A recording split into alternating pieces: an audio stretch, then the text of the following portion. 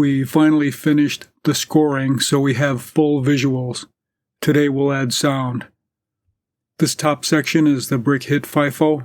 It collects hits from the count logic and meters them out at a reasonable rate for audio. We went over this logic extensively in part 13, so I won't redo that here. I don't think we'll have a logic loop here. I think we will have a loop over here, however. As usual, we'll build it this way and see what happens. The bottom section contains the tone duration one-shots. And finally, we have the amplifier and our line-out audio tap. I'll create a new file for this section. This module takes in start game, count, vsync, attract, BP hit, VB hit, brick sound, P hit sound, VB hit sound, and free game sound. Just like with the video output, we'll merge all 4 sounds on the FPGA and put out a single audio line to reduce pin usage. Not a proper mixer, but good enough for our cheap tastes. We do need to add a bit of external hardware, but we won't breadboard the amp. We already know it works, and we will include it on the circuit board. I'll just drop a 10K resistor on the breadboard to match the pot, and we should be all set. We need to add that new output line to the pin configuration file and also add it to main. We can quickly test the output line by driving it from button 1 and the 1 millisecond clock. Here 1 kilohertz makes more sense. 1 kilohertz is just a biscuit above B5 on the piano. I'll throw that button on an LED as well.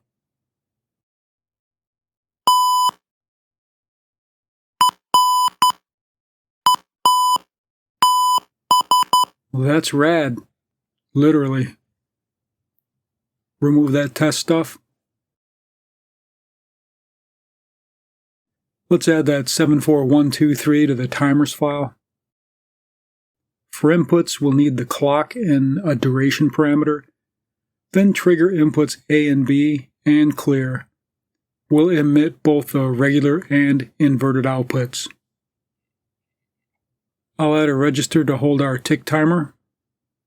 The 123 is a bit tricky because it can be triggered in multiple ways, including when clear deasserts. We can't just check for a triggering condition once in a while on that slow-ass tick clock because the trigger pulses can be short and we would miss them completely. To solve this, we'll add 3 D-type flip-flops clocked on the triggerable inputs. This will assure we recognize a triggerable event in real time. For the A trigger, we clock on the fall of A, and if B and clear are high, we turn on the output. For the B trigger, we clock on the rise of B, and if A is low and clear is high, we turn on the output. For the C trigger, we clock on the rise of clear, and if A is low and B is high, we turn on the trigger. In our always block, the first thing we check is if clear was asserted or if we've completed our timing run. If so, we turn off the output, reset the counter, and release the trigger latch resets. Otherwise, we check if any of the triggering conditions exist, and if so, turn on the output, reset the timer, and reset the trigger latches. If none of that previous stuff happened, we must be running, and we need to bump that tick counter.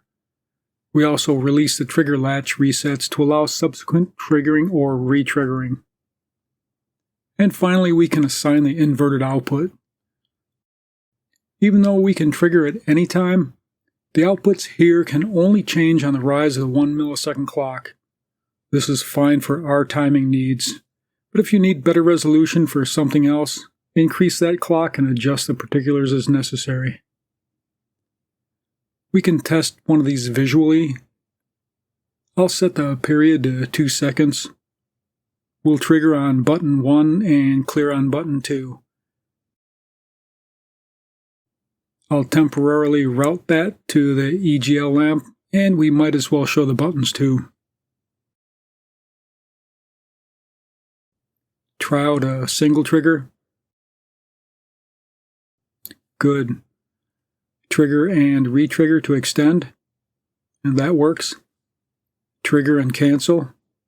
Perfect. Remove that test stuff. I guess we'll code this top down. Nah, I would like to test that output hardware sooner than later. Oh, those hit lines are active low. I'll copy the parameters to main and connect it up already.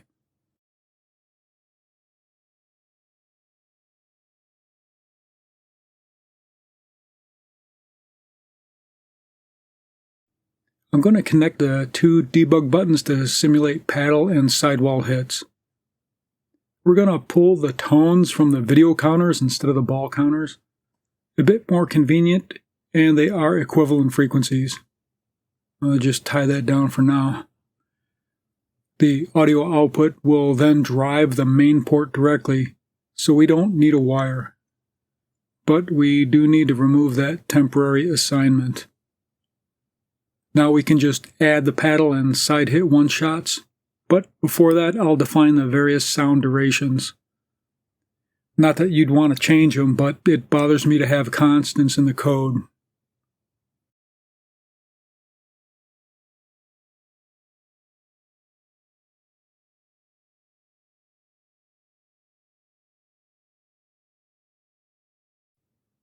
Now add the paddle hit one shot. We need a loose wire for that output. Use the define. Yeah, we need to include those. Make the paddle hit audio. Add the sidewall hit one shot. VB is vertical bounds, I think. Make the sidewall hit audio. Pour those into the output. Should work. I misspelled that again. Extra paren there. Oh, yep, I forgot we needed that clock.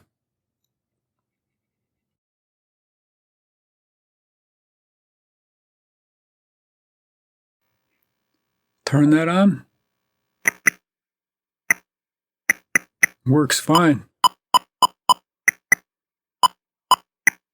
Kind of fun.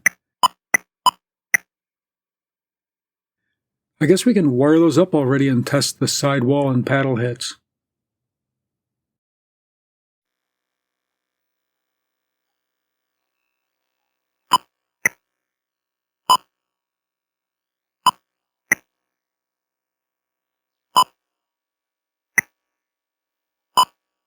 Getting closer.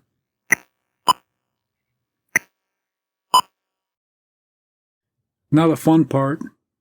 Add that up-down counter. We're using both directions here.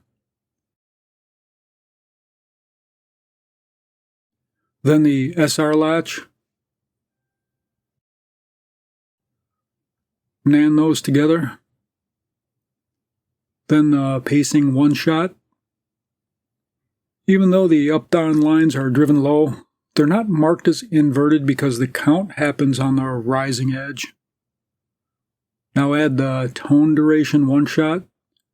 Yes, the trigger starts when the line drops. Create the brick hit audio. And connect that to the super fancy output mixer. Might as well add the free game tone now too. That'll come in from the bonus section. And that's it, not too bad.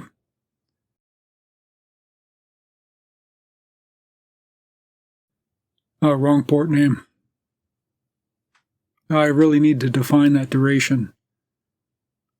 I'll fix those.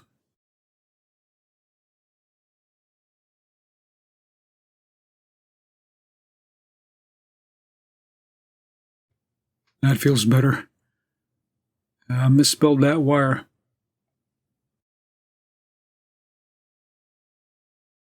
Build that? Yep. She puked as expected.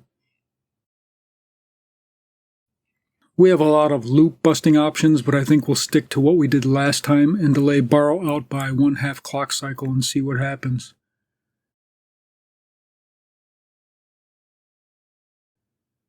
Add a cheap D-type flip-flop.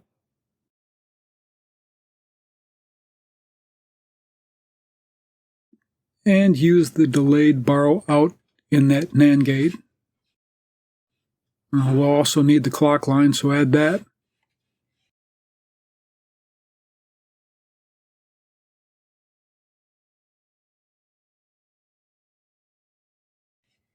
Fire in the hole. Looks clean. Try that out. Moment of truth.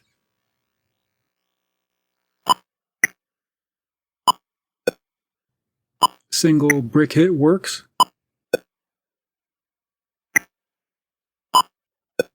Try out a triple. Got all three.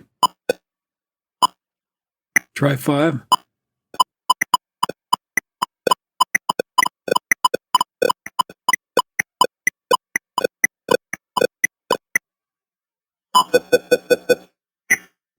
Try 7.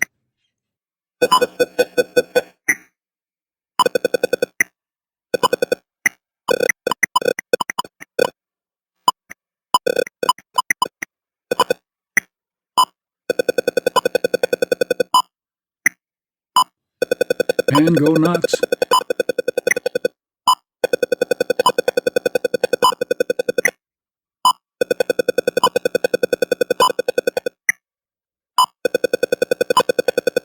That FIFO is draining and pacing properly. Now it's really starting to come together.